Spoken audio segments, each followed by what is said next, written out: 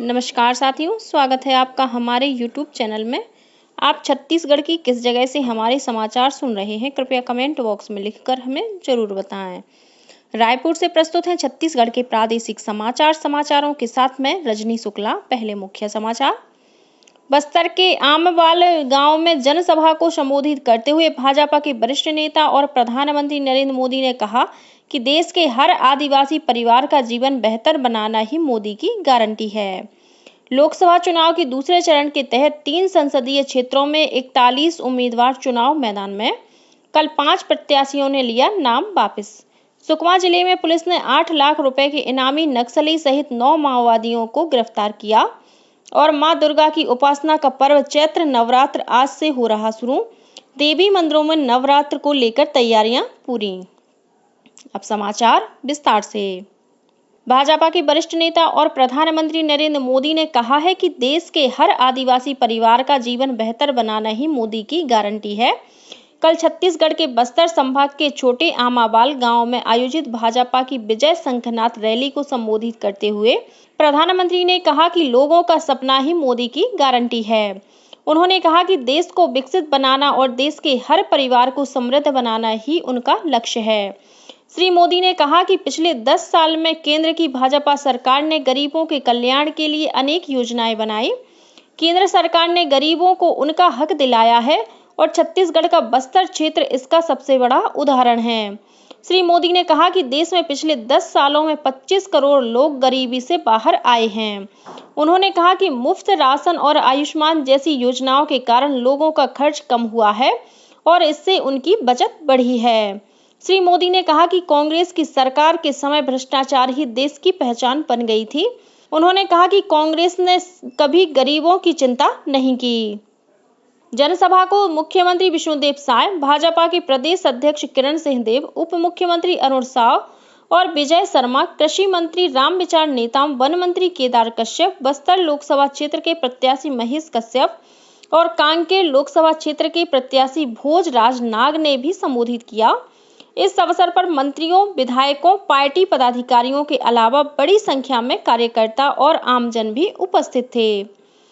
वहीं कांग्रेस की राष्ट्रीय प्रवक्ता राधिका खेरा ने कल राजधानी रायपुर में पत्रकारों से बात करते हुए कहा कि केंद्र की भाजपा सरकार उद्योगपति हितैषी है।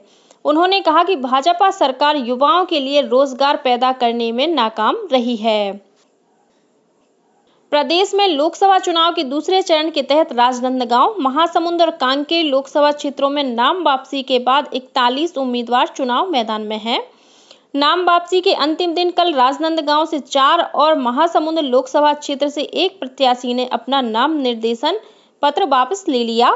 वहीं कांकेर लोकसभा क्षेत्र से किसी भी प्रत्याशी ने अपना नामांकन पत्र वापस नहीं लिया। इस सीट पर 9 प्रत्याशी चुनाव मैदान में हैं। वहीं राजनांदगांव में 15 और महासमुंद लोकसभा क्षेत्र से 17 प्रत्याशी चुनाव मैदान में हैं। सभी उम्मीदवारों को चुनाव चिन्ह का आवंटन कर दिया गया है। गौरतलब है कि लोकसभा चुनाव के दूसरे चरण के इन तीनों संसदीय क्षेत्रों में 26 अप्रैल को मतदान होगा। इन लोकसभा सीटों के लिए 6,567 मतदान केंद्र बनाए गए हैं। लोकसभा चुनाव के पहले चरण में बस्तर संसदीय क्षेत्र में होने वाले चुनाव को लेकर मुख्य निर्वाचन पदाधिकारी रीना बाबा साहेब कंगाले ने बस्तर जिला मुख्यालय जगदलपुर में समीक्षा बैठक ली। इस मौके पर श्रीमती कंगाले ने सभी अधिकारियों को लोकसभा चुनाव को आपसी समन्वय से निष्पक्ष, पारदर्शी और बाधा रहित तरीके से संपन्न कराने के निर्देश दिए। श्रीमती कंगाले ने अपने बस्तर प्रवास के दौरान जगदलपुर में स्थापित स्ट्रांग रूम का निरीक्षण कर चुनाव संबंधी तैयारियों का जायजा लिया। मुख्य निर्वाचन पदाधिकारी ने बस्तर संसदीय क्षेत्र के अपने प्रवास के दौरान दंतेवाड़ा जाकर चुनाव तैयारियों का जायजा लिया। साथ ही कुम्हार रास में एक वरिष्ठ नागरिक के घर जाकर होम वोटिंग की संपूर्ण प्रक्रिया का अवलोकन भी किया। गौरतलब है कि इस लोकसभा चुनाव में 85 वर्ष और उससे अधिक आयु के वरिष्ठ नागरिकों तथा दिव्यांगजनों को घर से वोटिंग की सुविधा दी गई है। इसके तहत मतदान दल उनके घर जाकर मतदान करा रहा है। लोकसभा चुनाव के दौरान मतदाताओं को जागरूक करने के लिए प्रदेश भर में विभिन्न कार्यक्रम आयोजित किए जा रहे हैं। इसी कड़ी में कल भिलाई स्थित शासकीय इंदिरा गांधी वैशाली नगर महाविद्यालय में एनएसएस के स्वयं सेवकों ने मतदाता जागरूकता रैली निकाली।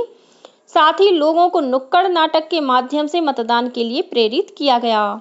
उधर मुंगेली में 100% मतदान मुंगेली जिले का अभिमान कार्यक्रम के तहत स्कूली छात्र छात्राओं ने मतदाताओं को जागरूक करने के उद्देश्य से बैनर, पोस्टर और रोचक नारों के साथ रैली निकाली। इसके अलावा स्कूली बच्चों के बीच क्विज प्रतियोगिता भी आयोजित की गई। वहीं महासमुंद जिले में भी स्वीप कार्यक्रम के तहत विभिन्न गतिविधियां आयोजित की जा रही हैं। जिले की ग्राम पंचायत अमरकोट बालौदा और तोस गांव के मनरेगा कार्य स्थल पर मजदूरों को मतदाता जागरूकता की शपथ दिलाई गई। इधर बिलासपुर जिले में मतदाता जागरूकता कार्यक्रम के तहत स्काउट गाइड रोवर रेंजर्स द्वारा विभिन्न गतिविधियां आयोजित की जा रही हैं। इसके तहत जिले के विभिन्न क्षेत्रों में रैली, रंगोली, पेंटिंग, निबंध, भाषण प्रतियोगिता और सांस्कृतिक कार्यक्रमों के माध्यम से मतदान के प्रति लोगों को जागरूक किया जा रहा है। सुकमा जिले में पुलिस ने 9 माओवादियों को गिरफ्तार किया है। इनमें से एक माओवादी पर 8 लाख रुपए का इनाम घोषित था। गिरफ्तार सभी माओवादी किष्टाराम क्षेत्र के रहने वाले हैं। जिले के पुलिस अधीक्षक किरण चावड़ ने बताया कि इन माओवादियों पर कई बड़ी माओवादी घटनाओं में शामिल रहने का आरोप है।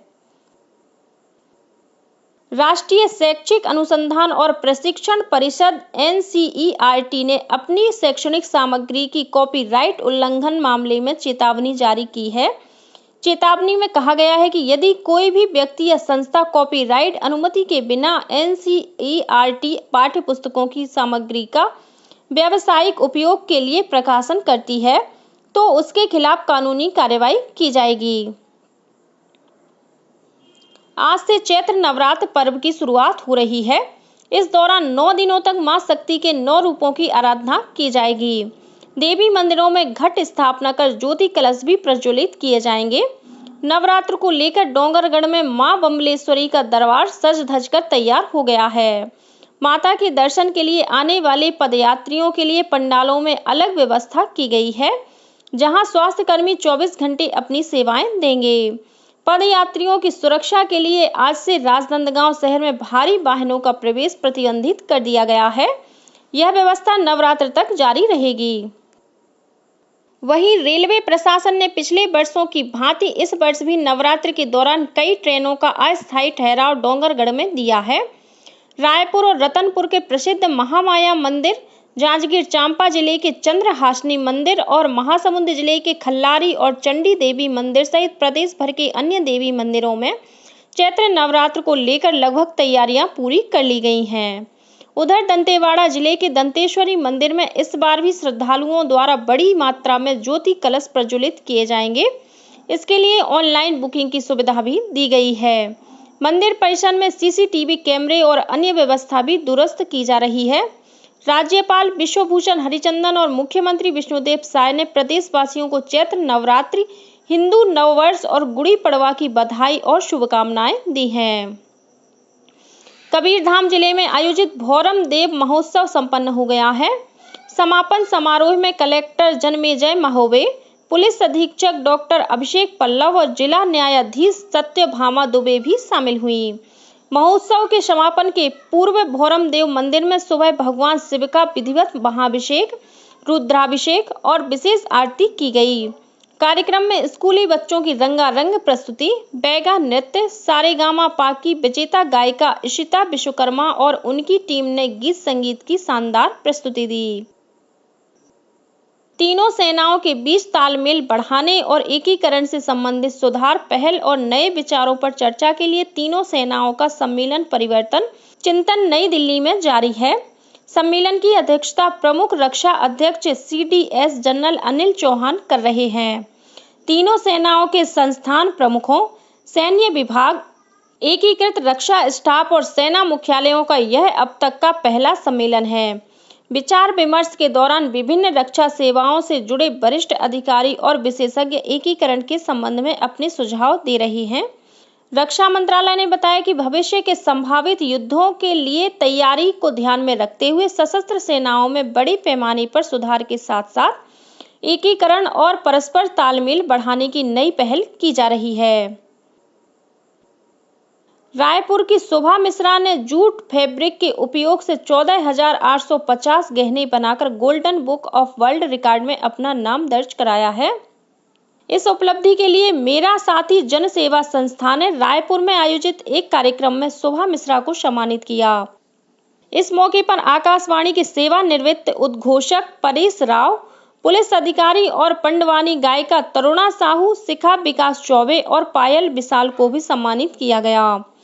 गौरतलब है कि शोभा मिश्रा आकाशवाणी केंद्र रायपुर में छत्तीसगढ़ी समाचार वाचिका भी हैं। और अब पेश है मौसम का हाल। मौसम विभाग ने आगामी 24 घंटों के दौरान प्रदेश के 1-2 स्थानों पर गरज चमक के साथ अंधड़ चलने और आकाशीय बिजली गिरने की चेतावनी दी है। मौसम विभाग के मुताबिक एक चक्रीय चक्रवाती घेरा मराठवाड़ा और उसके आसपास ऊपरी हवा में बना हुआ है। वहीं उत्तर तटीय आंध्र प्रदेश से दक्षिण तमिलनाडु तक एक द्रोणिका बनी हुई है। इसके असर से प्रदेश में अधिक मात्रा में नमी आ रही है, जिसके कारण बदली बारिश की स्थिति बनी हुई है। प्रदेश में आज कुछ स्थानों पर हल्की से मध्यम वर्षा या गरज चमक के साथ छींटे पड़ने की संभावना है। प्रदेश में अधिकतम तापमान में मामूली वृद्धि हो सकती है। और अब कुछ अन्य खबरें संक्षेप में। छत्तीसगढ़ माध्यमिक शिक्षा मंडल ने DLED के प्रथम और द्वितीय वर्ष की मुख्य और अवसर परीक्षा की समय सारणी घोषित कर दी है। प्रथम वर्ष की परीक्षा आगामी 15 मई से 31 मई तक सुबह 8 से सवा 11 बजे तक और द्वितीय वर्ष की परीक्षा 15 मई से 27 मई तक दोपहर 2 बजे से शाम सवा 5 बजे तक आयोजित की जाएगी। बस्तर के जिला निर्वाचन अधिकारी और कलेक्टर विजय दयाराम के ने चुनाव प्रशिक्षण कार्यक्रम के दौरान शराब पीकर आने वाले 2 सहायक शिक्षकों को निलंबित कर दिया है। वहीं प्रशिक्षण में लापरवाही बरतने वाले एक पीठासीन अधिकारी और एक मतदान कर्मी को कारण बताओ नोटिस जारी किया है। दुर्ग जिले के ग्राम कुथरेल स्थित एक राइस मिल में कल सुबह आग लग गई। अग्निशमन और आपदा प्रबंधन की टीम ने घंटों प्रयास के बाद आग पर काबू पा लिया गया। इस घटना में किसी तरह की जनहानि नहीं हुई है। और रायगढ़ जिले में धर्मजयगढ़ क्षेत्र के ग्राम गणेशपुर में 4 नाबालिग छात्रों के बीच विवाद के बाद मारपीट की घटना में कक्षा 8वीं के एक छात्र की मौत हो गई। पुलिस ने इस मामले में 3 नाबालिग छात्रों को गिरफ्तार किया है। इसी के साथ छत्तीसगढ़ के समाचारों का ये बुलेटिन समाप्त हुआ। नमस्कार।